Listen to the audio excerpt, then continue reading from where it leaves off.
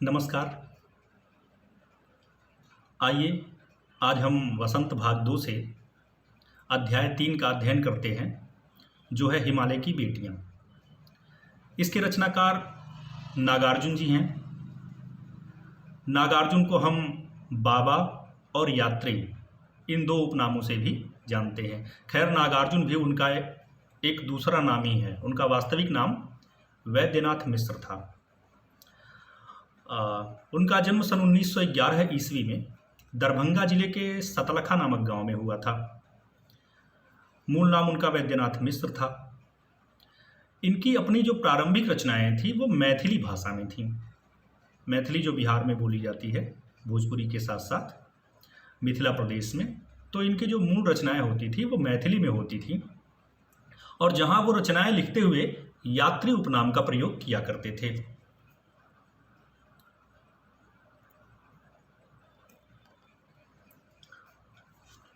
बाद में बौद्ध धर्म से प्रभावित होकर के उन्होंने अपना नाम बदल लिया। बौद्ध धर्म में एक बड़े महान शिष्य हुए नागार्जुन, उन्हीं के नाम पर इन्होंने अपना नाम नागार्जुन रख लिया। बचपन दुखों में व्यतीत होने के कारण उनके काव्य में भी दुख की बड़ी सफल अनुभूति हुई है। उन्होंने दुख को अपनी रचनाओं में बड़ी अच्छी तरह से पिरोया हुआ है। नागार्जुन ने बनारस और कलकत्ता से शिक्षा ग्रहण की। शिक्षा ग्रहण करने के बाद नागार्जुन को विदेश जाने का भी अवसर प्राप्त हुआ। ये बड़े फक्कड़ स्वभाव के थे और हमेशा घूमते ही रहते थे। यात्री इनका उपनाम इनके घुमक्कड़पन के कारण ही पड़ा था। अनेक देशों में इन्हें घूमने का मौका मिला और सन 1938 में वे भारत आकर स्वतंत्रता की लड़ाई में कूद पड़े। स्वतंत्रता के लिए संग्राम में हिस्सा वे अनेक बार पूरे देश की यात्रा कर चुके थे। अपने परिवार में वे बाबा के नाम से, नागा बाबा के नाम से प्रसिद्ध थे। नागार्जुन जी का निधन 1998 ईस्वी में हो गया। उनकी कुछ प्रमुख रचनाएं इस प्रकार हैं। उन्होंने कविताएं जो लिखी उसमें महत्वपूर्ण रचनाएं युगधारा, प्यासी पथराई आँखें, सतरंगे पंखों वाली, तालाब की मछलियाँ, प्यासी परछाई हजार हजार बाहों वाली, तुमने कहा था, खून और शोले, पुरानी जूतियों का कोरस और चना और चल। खंड काव्य में उन्होंने भस्मांकुर नामक खंड काव्य लिखा, जो भस्मासुर की कथा पर आधारित है। आप लोगों को पता होगा, भगवान शिव ने अपने एक भक्त को भस्म करने का वरदान दिया था और अंत में वो उन्हीं के पीछे पड़ गया था। तो उस पर इनका एक खंड काव्य है, लंबी रचना है। उपन्यास इन्होंने लिखा है वरुण के बेटे, बलचनमा, रतिनाथ की चाची, हीरक जयंती, कुंभी पाक, उग्र तारा, नई पौध आदि। अपने साहित्य के द्वारा हिंदी साहित्य में उत्कृष्ट योगदान देने के कारण नागार्जुन को अनेक पुरस्कारों से भी नवाजा गया, जिसमें उन्हें हिंदी दिल्ली अकादमी का शिखर सम्मान, उत्तर प्रदेश का भारत भारती सम्मान, बिहार का राजेंद्र प्रसाद पुरस्कार तथा मैथिली भाषा में कविता लिखने के लिए साहित्य अकादमी पुरस्कार उन्हें प्राप्त हुआ। वे मैथिली में यात्री उपनाम से काव्य रचना करते थे, जैसा कि आपको पहले भी बताया गया है। नागार्जुन की कविता में समाज, राजनीति, दर्शन, कला आदि पर गहरे व्यंग दिखाई पड़ते हैं। उनके काव्य में साम्यवादी विचारधारा अर्थात सब समान की भावना के साथ साथ प्रेम, सौंदर्य और प्रकृति का उदात्त रूप, प्रकृति अपने विशद रूप में कैसी है, इसका वर्णन देखने को मिलता है। उन्हें आधुनिक कवि भी कहा जाता है। उन्होंने अपनी कविताओं में किसान, मजदूर की दयनीय अवस्था का चित्रण किया है। उनके काव्य में राष्ट्रीय भावना का भी मार्मिक और सुंदर चित्रण दिखाई देता है। आज जो हम पाठ पढ़ने वाले हैं, हिमालय की बेटियां, वह नागार्जुन जी के उसी घुमक्कड़ स्वभाव की उपज है, जिसके कारण उनका नाम यात्री पड़ा। देश की यात्रा करते करते जब वो हिमालय की गोद में गए और वहाँ पर जो उन्होंने हिमालय से निकलने वाली नदियों का रूप देखा, तो उस पर उन्होंने अपनी यह रचना लिखी, जहाँ उन्होंने हिमालय से निकलने वाली नदियों को हिमालय की बेटियों के रूप में चित्रित किया है। आइए देखते हैं कि उनकी दृष्टि में हिमालय से निकलने वाली नदियाँ, जिसे उन्होंने उनकी बेटी माना है, वे कैसी दिखती हैं। लिखा गया है कि अभी तक मैंने उन्हें दूर से देखा था, बड़ी गंभीर, शांत, अपने आप में खोई हुई लगती थी। अर्थात जब नदियाँ मैदानी इलाकों में होती हैं तो उनको लोग दूर से देखते हैं, नदियों के आसपास जाते हैं और मैदानों में आकर के जो नदियाँ हैं वो अपना फैलाव बढ़ा लेती हैं और बड़ा शांत होकर धीरे धीरे बहती रहती हैं। संभ्रांत महिला की भांति वे प्रतीत होती थीं। उच्च श्रृंखल नहीं, बहुत जल्दीबाजी नहीं, किसी प्रकार की बकझक नहीं, किसी प्रकार की उग्रता नहीं। जैसे एक बड़े घराने की महिला शांत होती है, ऐसे ही मैदानी इलाकों में नदियाँ भी शांतिपूर्वक चुपचाप बहती रहती हैं। उनके प्रति मेरे दिल में आदर और श्रद्धा के भाव थे। जैसा कि संपूर्ण भारतीय समाज में नदियों को बड़े आदर के साथ देखा जाता है, नदियों पर लोगों की बड़ी श्रद्धा होती है, लोग उसमें जाते हैं, डुबकी लगाते हैं, अपने पापों को उसमें बहाते हैं। तो उस प्रकार की श्रद्धा नागार्जुन जी के भी मन में थी। माँ और दादी, मौसी और मामी की गोद की तरह उनकी धारा में डुबकियां लगाया करता था। नागार्जुन जी कह रहे हैं कि जब भी इन्हें मौका मिलता था तो जैसे बच्चे अपनी दादी और नानी की गोद में, मौसी या मामी की गोद में रहते हैं, ठीक उसी प्रकार से जब भी इन्हें मौका मिलता था तो ये उनकी धारा में डुबकियां लगाते थे, उसी प्रकार से खेलते रहते थे जैसे छोटा सा बच्चा अपनी दादी नानी की गोद में खेला करता है। परंतु इस बार जब मैं हिमालय के कंधे पर चढ़ा, ध्यान रखिएगा, हिमालय के कंधे, हिमालय के पास कंधा तो है नहीं, लेकिन जब भी हम प्राकृतिक वस्तुओं को किसी मनुष्य की तरह प्रदर्शित करते हैं या आदमी की तरह दर्शाते हैं तो ऐसी जगहों पर मानवीकरण अलंकार होता है। यानी किसी भी ऐसी वस्तु को जो मनुष्य नहीं है पर उसे आदमी की तरह दिखाना, यह मानवीकरण अलंकार कहलाता है। तो यहाँ इसका प्रयोग है। ये कह रहे हैं कि इस बार जब मैं हिमालय के कंधे पर चढ़ा, यानी हिमालय की ऊंचाई पर गए, उसके पर्वत के श्रृंखलाओं पर गए, तो कुछ और रूप में सामने थीं। तो फिर ये नदियाँ उनके सामने किसी और रूप में थीं। मैं हैरान था कि यही दुबली पतली गंगा, यही यमुना, यही सतलज समतल मैदानों में उतरकर विशाल कैसे हो जाती हैं। अब वहाँ पर पहाड़ों में जो नदियाँ हैं, चूँकि वो कटाव ज़्यादा कर नहीं पाती किनारों पर, गहराई उनमें ज़्यादा होती है, इसलिए उनकी चौड़ाई नहीं बढ़ पाती, तो पतली पतली धाराएं थीं। अब उन्हें देख करके नागार्जुन जी आश्चर्यचकित हो गए।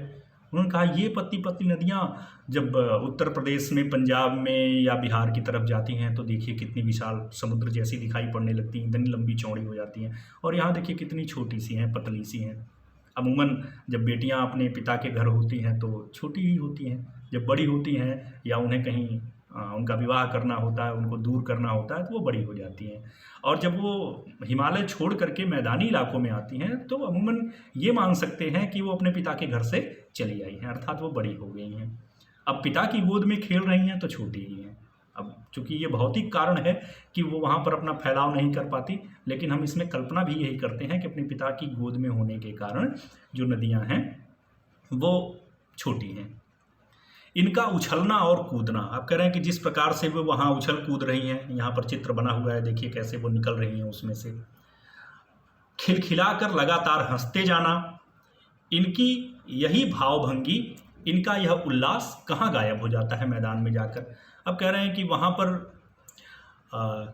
नदियाँ हिमालय की गोद में बड़ी तेज़ी से उछलती कूदती हैं। अब जब वो तेज़ी से नीचे गिरती हैं तो उसमें कलकल छलछल की आवाज़ होती है, तो उनका ये खिलखिलाकर हंसना, इनकी यह भावभंगी, किस तरह से वो टेढ़ी मेढ़ी होकर के वहाँ से चलती हैं, इनका यह उल्लास माने हंसना खेलना कहाँ गायब हो जाता है मैदान में जाकर। यानी जब ये मैदान में जाती हैं तब पहाड़ों की तरह तो नहीं बहती, तब एकदम शांत हो जाती हैं। किसी लड़की को जब मैं देखता हूँ, किसी कली पर जब मेरा ध्यान अटक जाता है, तब भी इतना कुतूहल और विस्मय नहीं होता जितना कि इन बेटियों की बाल लीला देखकर। अब कह रहे हैं कि मैं किसी लड़की को देखता हूँ या फिर किसी छोटी कली को देखता हूँ जो आगे चल कर के फूल बनती है, तो उन पर मेरा ध्यान अटक जाता है, और तब इतना कौतूहल और विस्मय नहीं होता, क्योंकि जो उच्च श्रृंखलता पहाड़ों में नदियों के पास है वह सामान्य तौर पर हमारे जीवन में पाए जाने वाले घरों में पिताओं की बेटियों में नहीं है। तो कह रहे हैं कि उसको देख करके मैं कौतूहल में आ जाता हूँ, आश्चर्यचकित हो जाता हूँ कि इनकी जो बाल लीला है वो अपने पिता की गोद में, हिमालय की गोद में किस प्रकार से रहती हैं और यहाँ से मैदानों में जा कर के उनके अंदर कितना परिवर्तन आ जाता है। अब नदियों को देख करके, जो पहाड़ से उतरती हुई नदियां हैं, तेजी से उन्हें देख करके कहते हैं कि कहाँ ये भागी जा रही हैं। प्रश्नवाचक चिन्ह है, अर्थात प्रश्न पूछा गया है, खुद से ही पूछा गया है कि कहाँ ये भागी जा रही हैं। वह कौन लक्ष्य है जिसने इन्हें बेचैन कर रखा है? अपने महान पिता का विराट प्रेम पाकर भी अगर इनका हृदय अतृप्त है तो वह कौन होगा जो इनकी प्यास मिटा सकेगा? प्रश्न कर रहे हैं कि आखिर नदियां इतने महान पिता को पाकर के, हिमालय जैसे महान पिता को पाकर के उससे दूर भाग रही हैं। इनके अंदर कौन सी प्यास है? ये किसके पास जाना चाहती हैं? और अगर इनकी इच्छा इस इतने बड़े हिमालय के द्वारा नहीं पूरी की जा रही है तो इस संसार में ऐसा कौन होगा जो इनकी इच्छाओं की पूर्ति कर सकेगा, जो इनकी आवश्यकताओं को पूर्ण कर सकेगा? अगर इनका बर्फ जली नंगी पहाड़ियाँ, थोड़ा सा अजीब शब्द लिखा गया है सुनने में कि बर्फ जली, यानी बर्फ़ से जली हुई। तो जलने का काम तो आग से होता है, लेकिन यहाँ बर्फ़ से जलने की बात, अर्थात ये वनस्पतियों के लिए आया हुआ है। बर्फ़ पड़ने पर भी वनस्पतियाँ नष्ट हो जाती हैं। जैसे आप देखते हैं आलू के सीजन में पाला पड़ता है, तो पाला अर्थात ठंडक, बर्फ़, तो उसके पड़ने से जो आलू के पौधे होते हैं वो जल जाते हैं। बर्फ़ पड़ने से भी पौधे जल जाते हैं। तो ठीक इसी प्रकार से पहाड़ों पर बहुत ऊंचाई पर बर्फ़ या ठंडक के कारण ही किसी भी प्रकार की वनस्पति कोई उतरती नहीं है। तो एकदम नंगी पहाड़ियाँ हैं, केवल पर्वत दिखाई देता है, पत्थर दिखाई देता है, उस पर कोई घास फूस नहीं है, केवल बर्फ़ है और पत्थर है। तो बर्फ़ जली नंगी पहाड़ियाँ, छोटे छोटे पौधों से भरी घाटियाँ जो गहरे हैं, पहाड़ों की कटान में है, घाटियाँ हैं, गहरा हिस्सा है। बंधुर आदित्यकाएँ, सरसब्ज उपपत्यकाएँ,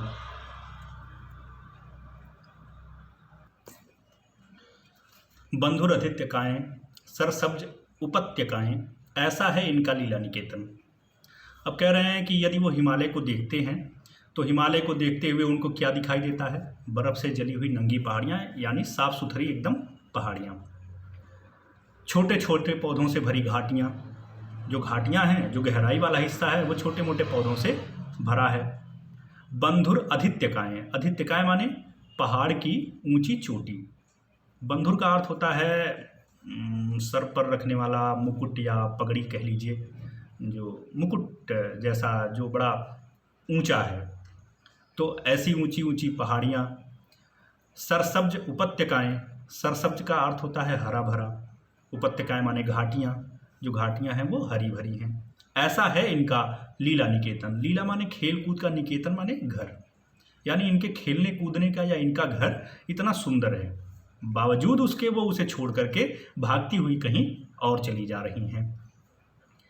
खेलते खेलते जब ये जरा दूर निकल जाती हैं तो देवदार, चीड़, सरो, चिनार, सफ़ेदा, कैल के जंगलों में पहुंचकर शायद इन्हें बीती बातें याद करने का मौका मिल जाता होगा। अब कह रहे हैं कि जब ये खेलते खेलते बड़ी दूर निकल जाती हैं, बच्चा जब खेलते खेलते बड़ी देर तक खेलता रहता है, बहुत दूर निकल जाता है तो बैठकर सोचने लगता है।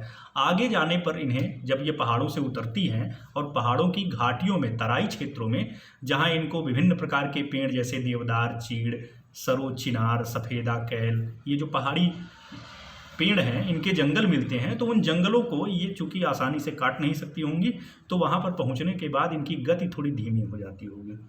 तो यहाँ कल्पना की गई है कि जब गति धीमी हो जाती है तो ये बैठ के सोचती हैं कि ओ, हम अपने घर से कितना दूर निकल आए, यानी उनकी गति कम हुई। तो यह दर्शाता है कि वो बैठ के सोच रही हैं।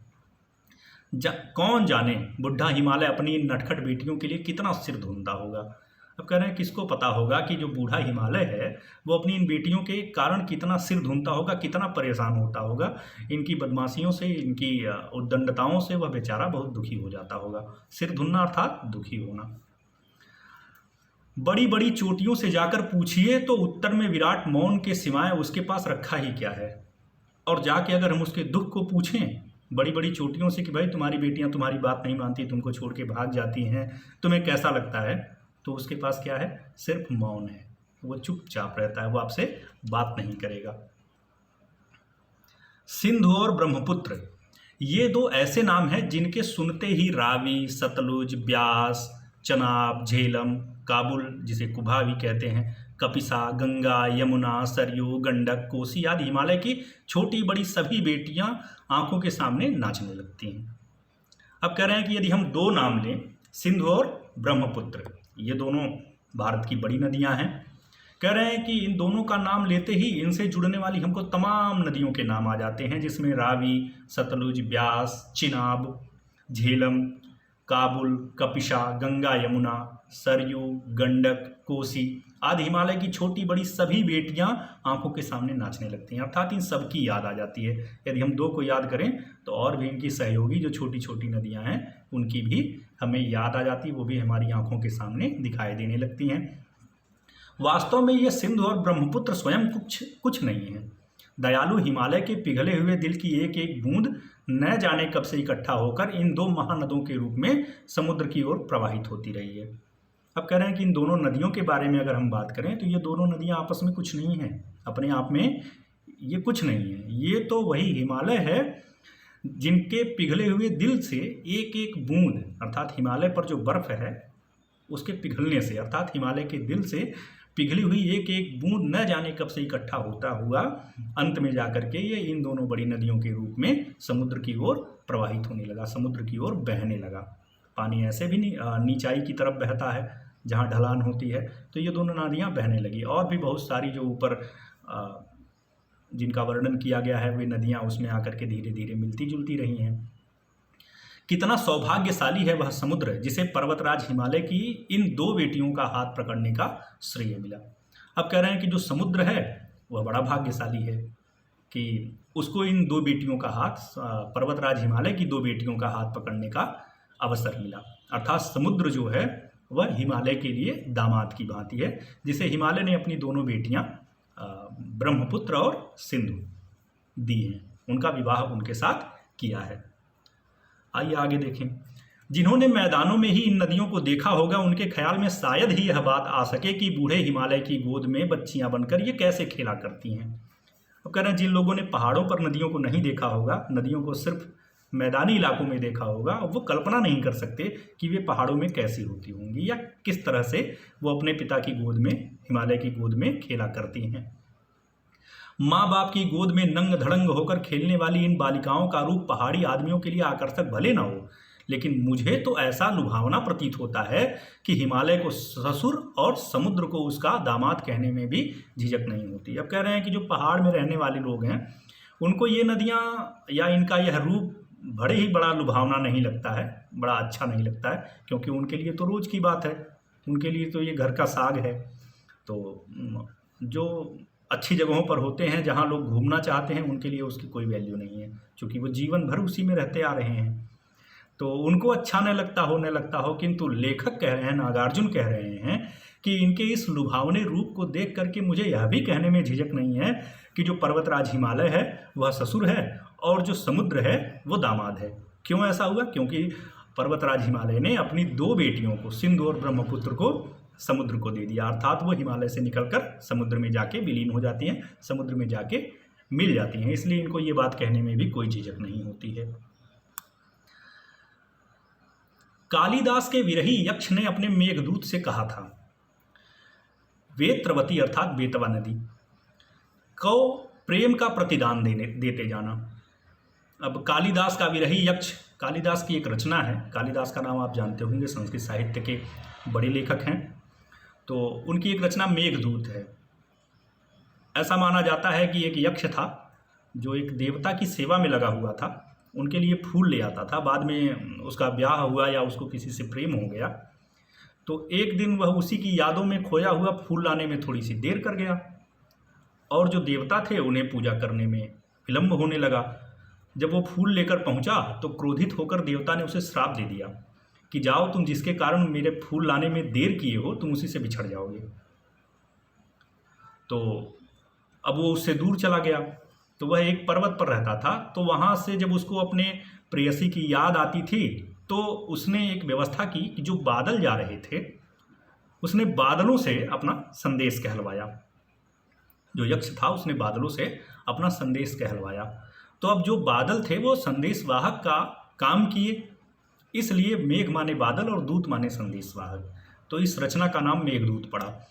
तो जब कालिदास के विरही यक्ष, जो यक्ष था, वह जब अपने प्रेमिका के पास कोई संदेश भेज रहा था तो बादलों से उसने कहा कि जो वेत्रवती है अर्थात बेतवा नदी है उसे प्रेम का प्रतिदान देते जाना, अर्थात जब तुम यहाँ से जाना तो फिर बेतवा नदी को भी थोड़ा सा प्रेम बांटते जाना, अर्थात उसमें भी तुम थोड़ी सी बारिश कर देना, उसको हरा भरा कर देना, आदि आदि। तुम्हारी वह प्रेयसी तुम्हें पाकर अवश्य प्रसन्न होगी। अब कह रहे हैं कि जब तुम वहाँ बरसोगे तो बेतवा नदी तुम्हें भी पाकर के बहुत प्रसन्न होगी, अर्थात बादल पानी बरसेगा तो नदी में पानी आएगा, नदी भी प्रसन्न होगी, खिलखिलाएगी। यह बात इन चंचल नदियों को देखकर मुझे अचानक याद आ गई और सोचा कि शायद उस महाकवि को भी नदियों का सचेतन रूपक पसंद था। अब कह रहे हैं कि इन नदियों को देखा तो देखिए मुझे कौन कौन सी बात याद आ गई। मुझे कालिदास का मेघदूत याद आ गया, उसका यक्ष याद आ गया, और मेघदूत को या बादलों को जो उसका संदेश था बेतवा नदी के लिए वह भी याद आया। तो मुझे लगता है कालिदास को भी नदियों का यह जो सजीव रूपक है, या नदियाँ मनुष्य के रूप में, या यदि हम उनकी कल्पना मनुष्य के रूप में करें तो कैसी लगती होंगी, जैसी हमें प्रतीत हो रही हैं ठीक वैसी कालिदास को भी प्रतीत हो रही होंगी उस जमाने में। दरअसल जो कोई भी नदियों को पहाड़ी घाटियों और समतल आंगनों के मैदानों में जुदा जुदा शक्लों में देखेगा वह इसी नतीजे पर पहुंचेगा। अब कह रहे हैं कि जो नदियों को पहाड़ों में देखेगा और फिर उन्हीं नदियों को आकर के मैदानों में देखेगा तो वहाँ उनको इस तरह से खेलता हुआ, मैदानों में शांत रहता हुआ, अंत में समुद्र में जाके मिल जाता हुआ देखेगा। तो जैसा मैं सोच रहा हूँ वह भी ऐसा ही सोचेगा।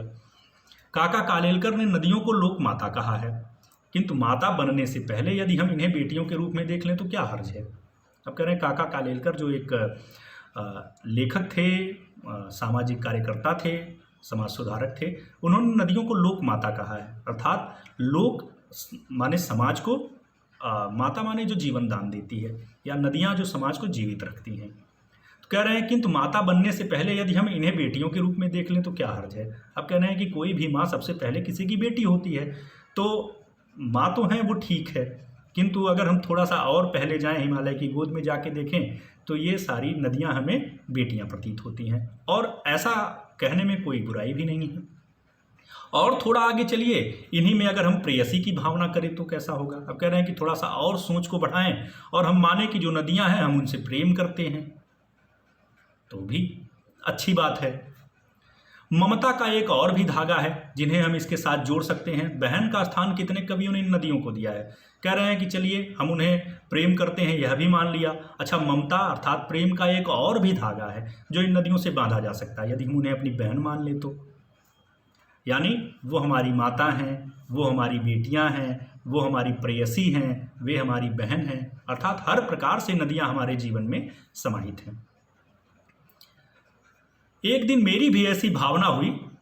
थोलिंग, यह तिब्बत में है, वहाँ की बात है। कह रहे हैं कि एक दिन मेरी भी इसी प्रकार की भावना हुई। तिब्बत में थे, थोलिंग नामक जगह पर। मन उचट गया था, तबीयत ढीली थी, सतलज के किनारे जाकर बैठ गया। अब कह रहे हैं कि मन उचट गया, किसी बात पर मन दुखी रहा होगा या कुछ अजीब लग रहा होगा, तो सतलज के किनारे, सतलज नदी वहाँ बह रही थी, तो वहाँ जाकर उनके किनारे पर बैठ गए। दोपहर का समय था, पैर लटका दिए पानी में। अब कह रहे हैं कि दोपहर का टाइम था और नदी के किनारे में बैठा ही था, तो पानी में मैंने अपने पैर लटका दिए। थोड़ी ही देर में उस प्रगतिशील जल ने असर डाला। अब कह रहे हैं कि पैर जैसे ही पानी में गया, कुछ ही देर में उस बहते हुए जल ने बड़ा असर किया। तन और मन ताजा हो गया, तो लगा मैं गुनगुनाने। अब कह रहे हैं कि नदियों का पानी जब बहता हुआ पैर को छू रहा था, थोड़ी ही देर में शरीर में बड़ी ताजगी आई और सारी थकान मिट गई और मन भी प्रसन्न हुआ। तो उसी प्रसन्नता में मैं गाने लगा। क्या गाने लगे? जय हो सतलज बहन तुम्हारी, लीला अचरज बहन तुम्हारी।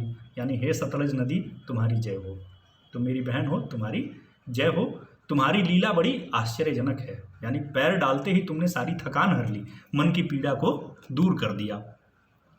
हुआ मुदित मन हटा खुमारी। अब कह रहे हैं कि जो मन था वो प्रसन्न हो गया, जो खुमारी थी, जो अनिद्रा थी, आलस्य था, वो क्या हुआ? हट गया। जाऊं मैं तुम पर बरिहारी। अब तुम्हारे इन गुणों के कारण तो मन कर रहा है कि मैं तुम पर न्यौछावर हो जाऊं। तुम बेटी यह बाप हिमालय, यानी तुम बेटी हो और तुम्हारा पिता कौन है? हिमालय है। चिंतित पर चुपचाप हिमालय। देखो हिमालय कितना चिंतित है लेकिन चुप है। प्रकृति नटी के चित्रित पट पर, प्रकृति नटी यानी जो प्रकृति है, कलाकार है, उसके द्वारा जो प्राकृतिक रूपरेखा बनाई गई है, उस पट पर, उस पर्दे पर अनुपम अद्भुत छाप हिमालय, जो हिमालय है वह उस पर एकदम अपनी अद्भुत छाप रखता है। अर्थात हिमालय, प्राकृतिक उपादानों में हिमालय का जितना महत्व है उतना और किसी चीज़ का नहीं है। तो कह रहे हैं कि प्रकृति में वह एक अपनी अलग छाप रखता है, इसलिए, और तुम उसकी बेटी हो तो इसलिए तुम्हारी भी जय जयकार साथ में, महत्वपूर्ण तुम भी हो। तो यह था नागार्जुन द्वारा लिखा गया हिमालय की बेटियां पाठ। आगे प्रश्न है, नदियों को मां मानने की परंपरा हमारे यहाँ काफ़ी पुरानी है, लेकिन लेखक उन्हें किन और रूपों में देखते हैं? तो अभी आपने पढ़ा है कि वो प्रेयसी के रूप में देखते हैं, बेटी के रूप में देखते हैं, बहन के रूप में देखते हैं। सिंधु और ब्रह्मपुत्र की क्या विशेषताएं बताई गई हैं कि वो अपने आप में कुछ नहीं है, हिमालय के हृदय की पिघली हुई एक एक बूंद न जाने कब आगे चल कर के इन दो महानदों के रूप में परिवर्तित हुआ, और वो हिमालय की बेटियां हैं जिनका विवाह समुद्र से हुआ है। तो इस प्रकार से आप इन सारे प्रश्नों को देखेंगे, हल करेंगे। यदि कोई परेशानी हो तो मेरे व्हाट्सएप नंबर पर आप व्यक्तिगत मुझसे पूछ सकते हैं। धन्यवाद।